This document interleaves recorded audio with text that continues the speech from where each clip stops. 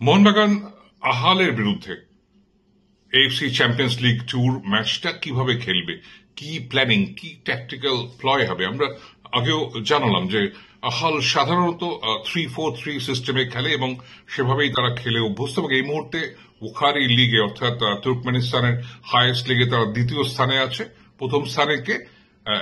Of course এফকে আর্কাদাক, যারা এখানে এসেছিল এএফসি চ্যালেঞ্জ লিগে ইস্ট বেঙ্গলকে হারিয়ে দিয়ে তারা কোয়ালিফাই করেছে। আর তৃতীয় স্থানে আছে এফসি আলটিন আসির, যাদের সঙ্গে কোয়ালিফিকেশন ম্যাচটায় এএফসি চ্যাম্পিয়ন্স লিগে ইস্ট বেঙ্গল কিন্তু হেরে গেছিল। এবং এই দলগুলো পুরোপুরি ফিজিক্যাল খেলে, এবং সেই জায়গাটায় মোহনবাগান সুপার জায়ান্টের অনেক অনেক রিএনফোর্সমেন্ট রয়েছে, স্পেশালি রক্সন রবিনোকে নিয়ে ভীষণ ভীষণ প্ল্যানিং। কিন্তু তার যে পারফরমেন্সটা সেটা কিন্তু মূলত নাম্বার 10 রোলটা কিন্তু ফিল্ড আপ হবে না। এবং দুটো সিজনে মানে দুবারে বাংলাদেশে বসুন্ধরা কিংসের হয়ে রবিনোর ফ্যান্টাস্টিক পারফরমেন্স বলা যায়। 97 ম্যাচে তার 113টা গোল কন্ট্রিবিউশন আছে, অর্থাৎ 64টা গোল করেছে এবং 49টা অ্যাসিস্ট। তো এইখানটায় কোন রোল তাকে দেবেন মলিনা, সেটা কিন্তু দেখে নেওয়ার আছে। কেননা গ্রেগ স্টুয়ার্টের যে ছেড়ে যাওয়া রোলটা নাম্বার 10, এটা খুব ভাইটাল হবে। এবং কিভাবে তারা যাবে, তারা কি 4-4-2 যাবে? ডুরান্ড কাপে সেই ফরমেশনে গিয়েছিল।